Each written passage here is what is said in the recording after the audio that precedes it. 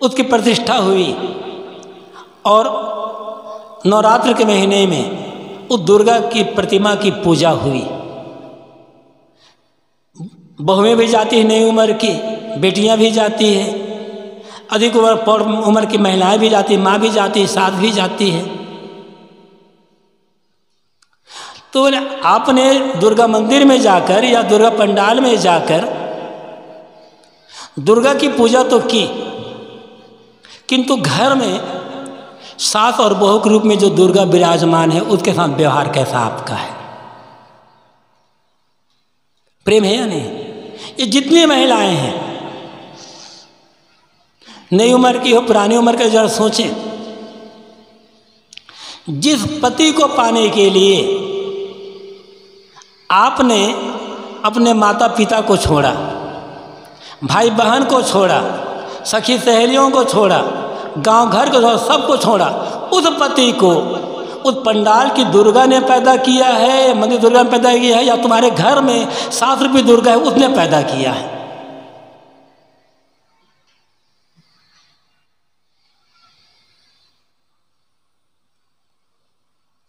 उत्तर सब जानते हैं। उस जो भावना उस मंदिर की दुर्गा के लिए आपके मन में है, वही भावना आप अपनी सास के लिए क्यों नहीं रखती है? वही भावना अपनी बहू के लिए क्यों नहीं रखती है? आपने बेटे को जन्म दिया, बड़े कष्ट से जन्म दिया, अपने सीने का रस पिलाकर पाला पोसा, सारी व्यवस्था किए, पाल पोस करके बड़ा किया। अब आपका बेटा बड़ा हो गया है, अब आपके बस में नहीं है कि मेरा बेटा व्यवस्थित रहे, इसकी कुछ सेवा हो। उसके लिए आप एक बहू लाती है कि मैं ये बहू है, मेरी बेटी व्यवस्थित रखेगी। उस बहू के साथ आपका व्यवहार कैसा है? यदि बहू सास को आदर देती है, माँ के समान प्यार देती है, और माँ और सास बहू को बेटी मानकर प्यार देती है, तो दुर्गा आपके घर में विराजमान बैठी हुई है। फिर बाहर के मंदिर की दुर्गा पूजा करो, कौन मना करता है आपको? लेकिन असली दुर्गा कौन है ये समझना होगा, असली भगवान ये कौन समझना होगा, कौन है? तो घर मंदिर बनेगा प्रेम से, विश्वास से, सेवा से, आदर से और समर्पण भावना से। फिर मंदिर बनाना अपने जीवन को। जीवन मंदिर कैसे बनेगा? अच्छे कर्म से, अच्छे व्यवहार से, अच्छे आचरण से। हम ऐसा कोई कर्म न करें, ऐसा कोई व्यवहार न करें, ऐसा हमारा आचरण न बनाएं जिससे दूसरों को तकलीफ होती हो। लोग कह सके देखो अमुक का आचरण, अमुक का स्वभाव, अमुक का व्यवहार कितना सुंदर है, ये ध्यान देना। कल मैंने निवेदन किया था कि आदमी के पद, विद्या, धन की पूजा नहीं होती है, पूजा चरित्र की होती है। पूजा चित्र की नहीं होती है, पूजा चरित्र की होती है। पूजा कैरियर की नहीं होती, पूजा कैरेक्टर की होती है। और हमारा कैरेक्टर, हमारा चरित्र, आचरण शुद्ध है तो जीवन हमारा मंदिर बन गया ना। फिर मन मंदिर बना लेना है। मन मंदिर बनेगा पवित्र विचारों से, सकारात्मक चिंतन से, आत्मचिंतन से। हम मनुष्य हैं, मननात् मनुष्य, मनन करने वाला जो प्राणी है उसे मनुष्य कहा गया है। हमारे पास विकसित मन है और मन का काम है सोचना। जब हम गाढ़ी नींद में चले जाते हैं, एकदम प्रगाढ़ निद्रा में चले जाते हैं, उस समय हमारा मन सोचता नहीं है। बाकी हर समय सोचता, हर समय जब तक जैसे नींद खुलती है हमारा मन सोचता है, सोचता है, सोचता है, खाली नहीं बैठता। और सोचता क्या है? नकारात्मक बात, राग रंग, दुनियादारी, मोह माया, बैर विरोध, लड़ाई झगड़ा, कलह कल्पना, ईर्ष्या द्वेष, घृणा, वैमनस्य, नकारात्मक बातें सोचता है।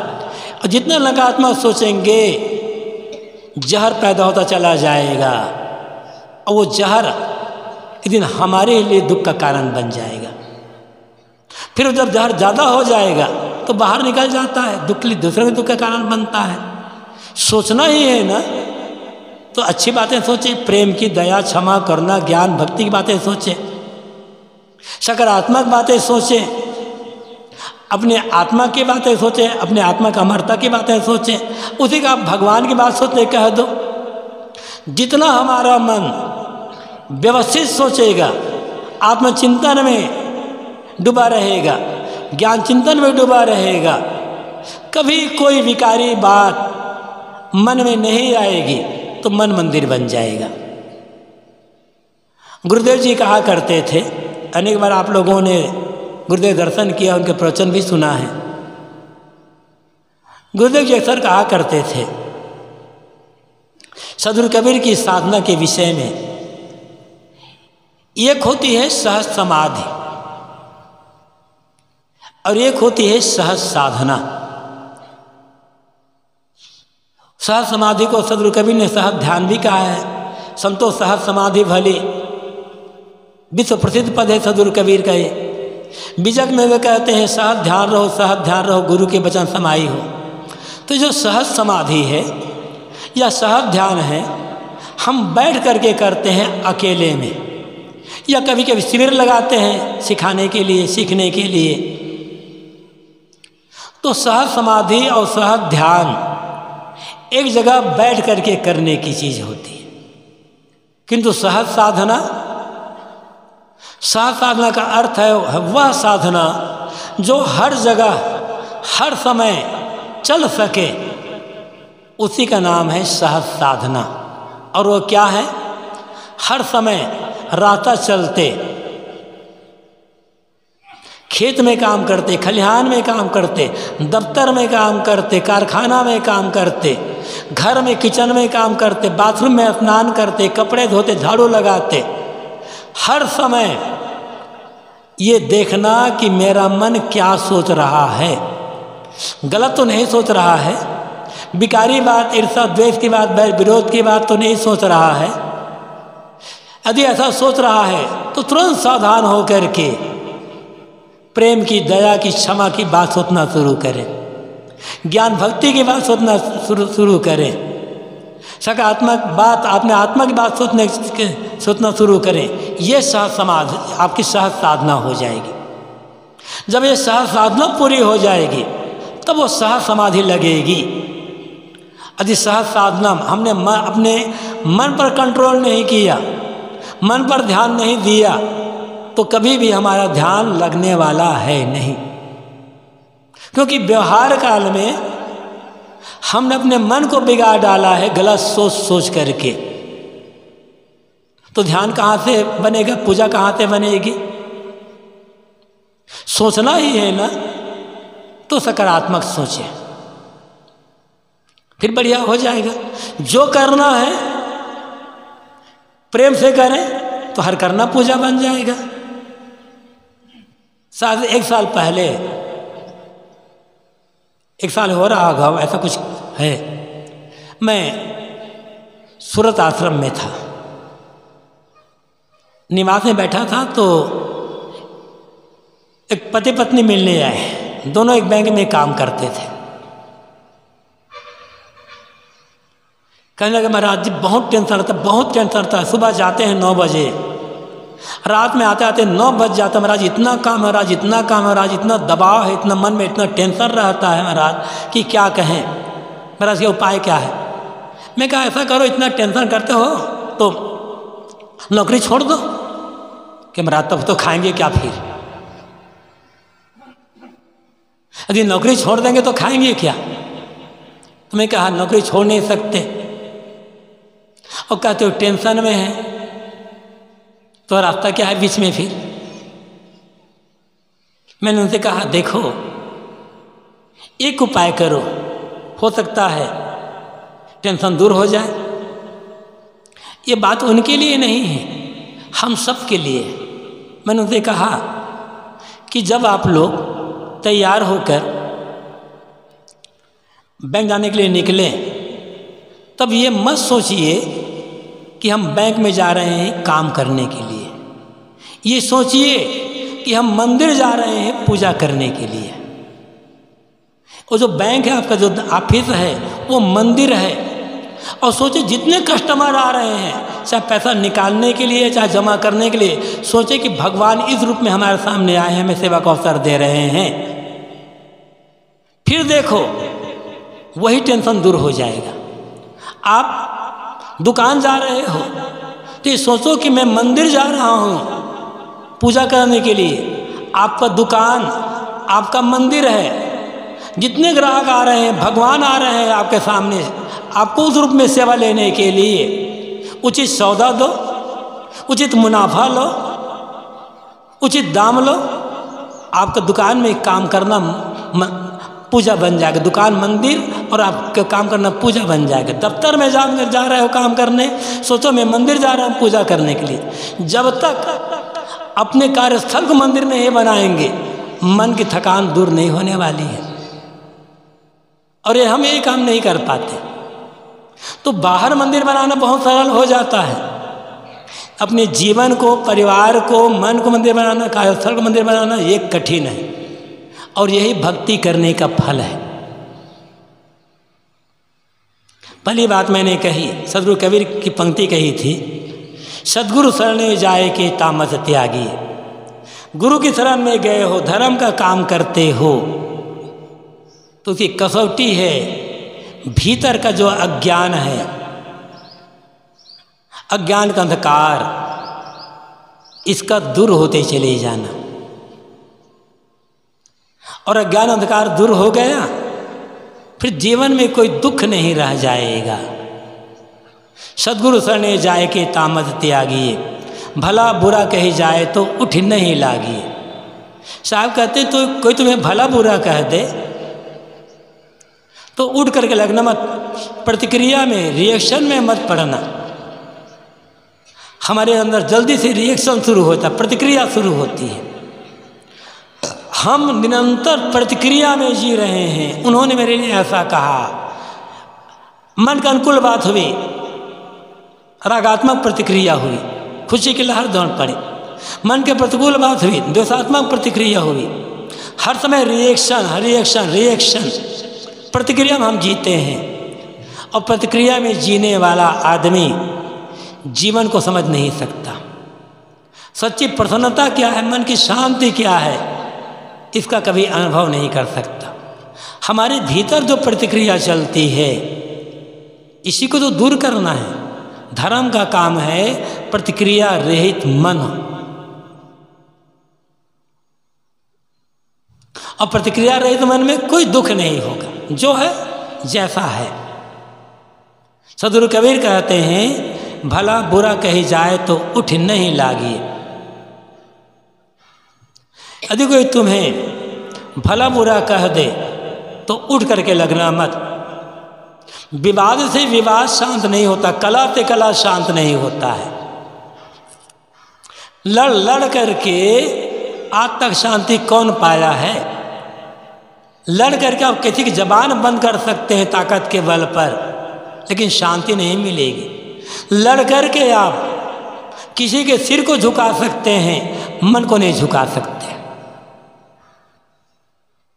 पैसा दे करके आप किसी के सिर को झुका सकते हो, लेकिन पैसा दे करके किसी के दिल में अपने लिए जगह नहीं बना सकते। प्रेम देकर बना सकते हैं, सेवा करके बना सकते हैं। हम ताकत के बल पर, पद के बल पर, अधिकार के बल पर दूसरों के पास सिर को झुका सकते हैं, दबा कर रखना चाहते हैं, लेकिन दिल में जगह नहीं बनेगी, प्रेम उत्पन्न नहीं होने वाला है। ताकत नहीं, सेवा, प्रेम, विश्वास। कहाँ तक लड़ेंगे आप? लड़ लड़ करके शांति कौन पाया है? श्री पलटू साहब हुए हैं अयोध्या में, महावैराग्यवान, इतना दहाड़ने वाला, एकदम लाकर ऐसी ऐसी बातें कहते हैं कि लोग तिल मिला जाते हैं। उन्हें श्री पलटू साहब ने कहा है, पलटू हमसे लड़न को आवे सब संसार, वे बोले मैं चुप रहूं सहजे जावे हार। हमसे लड़ने के लिए लोग आते हैं, कुछ वक्त मैं चुप रहता हूं, वो हार जाते, मेरी जीत हो जाती है। तरीका यही है। साधना का जो मार्ग है, शांति का जो मार्ग है, कल्याण का जो मार्ग है, वो सबके लिए एक जैसा मार्ग है। इसमें गृहस्थ और विरक्त, स्त्री और पुरुष, बूढ़े और जवान, अनपढ़ और विद्वान, धनी और गरीब का भेद नहीं है। सबके लिए रास्ता एक ही है।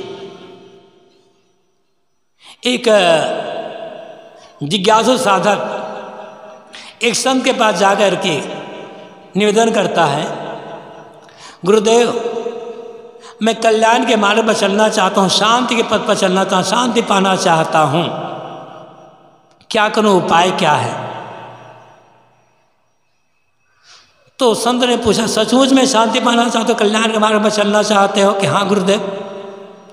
तो उन्होंने कहा, संत ने, यदि तुम सचमुच शांति और कल्याण के मार्ग पर चल करके शांति और कल्याण का अनुभव करना चाहते हो तो अंधा गूंगा बहरा बन जाओ, बस शांति मिल जाएगी। तो अंधा गूंगा बहरे का मतलब ये नहीं कि आंख पर पट्टी बांध लें।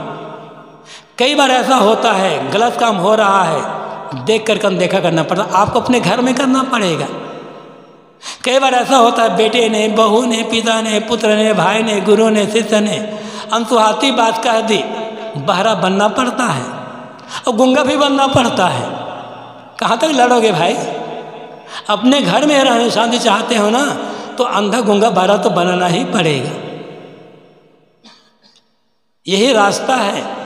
सदगुरु कबीर कहते हैं, उठ भला बुरा कही जाए तो उठ ही नहीं लागिए। कोई तुम्हें भला बुरा कह दे तो उठ करके लगना मत, विवाद में मत पड़ना, क्योंकि विवाद में पड़ोगे तो झगड़ा बढ़ जाएगा और झगड़ा में रह करके अंत में चुप होना भी पड़ेगा। कहाँ तक लड़ लगा? आगे साहब कहते हैं, जो कोई गाली दे तो जवाब मत दीजिए, गल अमृत तेरे पास घोरी क्यों ना पीजिए। कोई तुम्हें गाली देता है तो गाली का उत्तर गाली से मत देना, क्योंकि गाली का उत्तर गाली से दोगे तो गाली बढ़ती चली जाएगी। आवत गाली एक है, पलटत होए अनेक, कहीं कबीर न पलटिए वही एक की एक।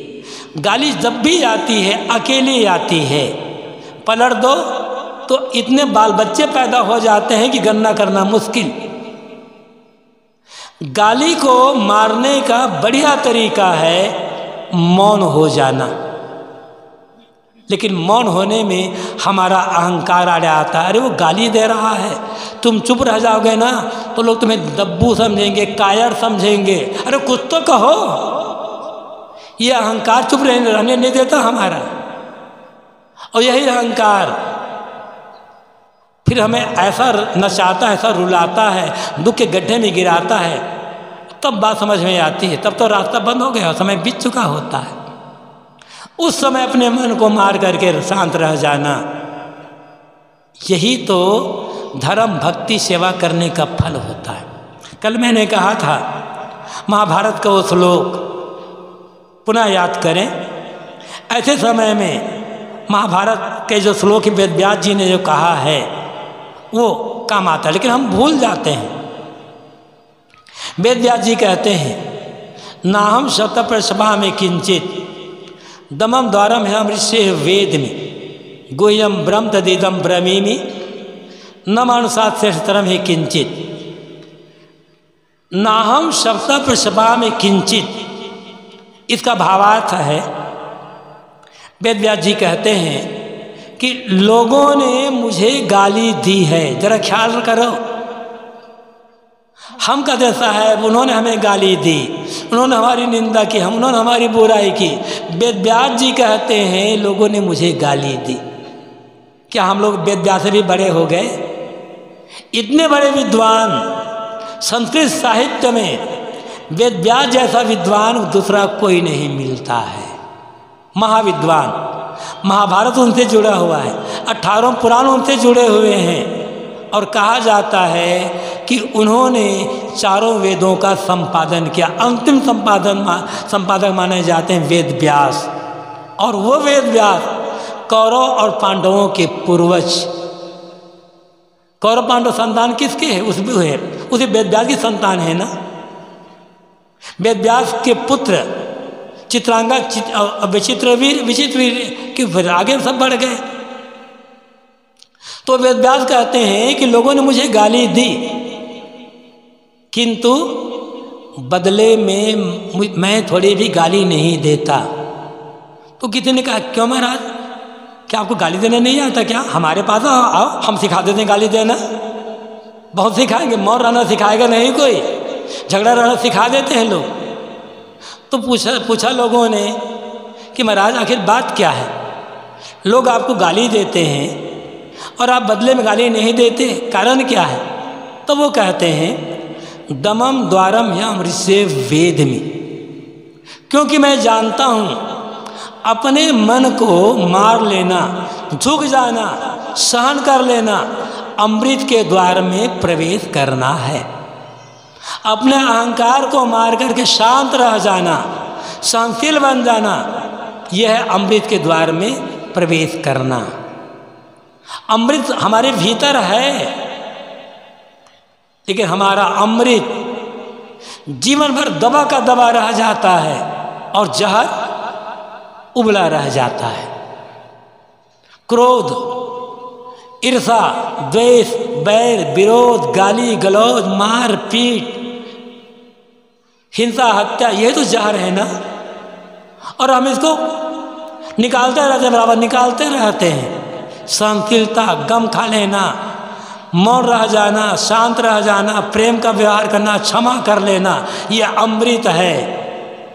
और ये दबा का दबा रह जाता है, जिंदगी भर दबा, ये अमृत दबा रह जाता है। दुख का कारण यह है। आप लोग महादेव जी की उपासना करते हैं, इसमें बहुत लोग बैठे हुए हैं महादेव उपासना। महादेव कैसे बने आखिर? उनका नाम तो शिव है, शंकर है। महादेव क्यों कहते हैं? महादेव नाम से ज़्यादा प्रसिद्ध है। कहानी सब जानते हैं कि देवता दैत्यों ने मिल करके समुद्र मंथन किया, उसमें से 14 रत्न निकले, आपस में बांट लिए, अमृत निकला, देवताओं ने पी लिया छल करके, पी लिया अमृत, अमर हो गए। जहर निकला, उसका प्रभाव इतना ज़्यादा था कि सबका दम घुटने लग गया, हाहाकार मच गया कि अब तो सबका दम घुट जाएगा, प्राण छूट जाएगा, कौन बचाएगा दुनिया को। ऐसे समय में एक देवता सामने आते हैं, शंकर नाम का देवता, और वो जहर पी लिया, और जहर पी करके पूरी दुनिया की रक्षा कर लिया। और फिर शंकर देवता नहीं रह गए, देवाधिदेव महादेव बन गए, देवताओं के देवता महादेव बन गए। कब बने? जहर पीने के पश्चात। इसी प्रकार से यदि हम और आप सब के सब क्रोध का, गाली का, गलौज का, प्रतिकूलता का जहर पी ले, आप भी महादेव बन सकते हो। ये जो भीतर का जहर है, इस जहर को जो मार लेगा ना, वो महादेव बन जाएगा, महादेव का पुजारी बन जाएगा। बाहर में ये महादेव पूजा करना सरल है, लेकिन असली महादेव को समझना बहुत कठिन है। वो महादेव तो भीतर ही बैठा हुआ है, किंतु तब जब हम जहर पी करके शांत रह जाए। सदगुरु कबीर कहते हैं जो कोई गाली दे तो जवाब मत दीजिए, तुम्हें कोई गाली देता है तो जवाब मत देना। यही वेद व्यास जी कहते हैं दमम द्वारा है अमृष्य वेद में, क्योंकि मैं जानता हूँ कि अपने मन को मार लेना और मन को मार करके शांत रह जाना, यह अमृत के द्वार में प्रवेश करना। साहब यही बात कहते हैं, गल अमृत तेरे पास घोरी क्यों ना पीजिए। तुम्हारे गले में प्रेम का अमृत है, दया का अमृत है, कोमलवाणी का अमृत है, उसे पियो और दूसरे को पिलाओ। ये दया, क्षमा, प्रेम, करुणा का जो अमृत है, इसे स्वयं पीना और पिलाना यही धर्म का काम है, यही भक्ति का फल है। इसलिए इस अमृत को समझें, समझ करके इस अमृत का स्वयं पान करें, दूसरों को पिलाएं, अपने हृदय मंदिर में ज्ञान भक्ति धर्म का दिया जलाएं, तो सारा अज्ञान का अंधकार दूर हो जाएगा। इसी जीवन में हम कल्याण का, शांति का, परमानंद का अनुभव कर सकते हैं और हमारा सब कुछ करना सार्थक हो जाएगा और मानव जीवन पाना भी सफल हो जाएगा। आप सबको बहुत बहुत धन्यवाद।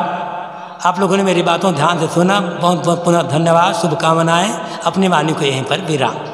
बोलिए।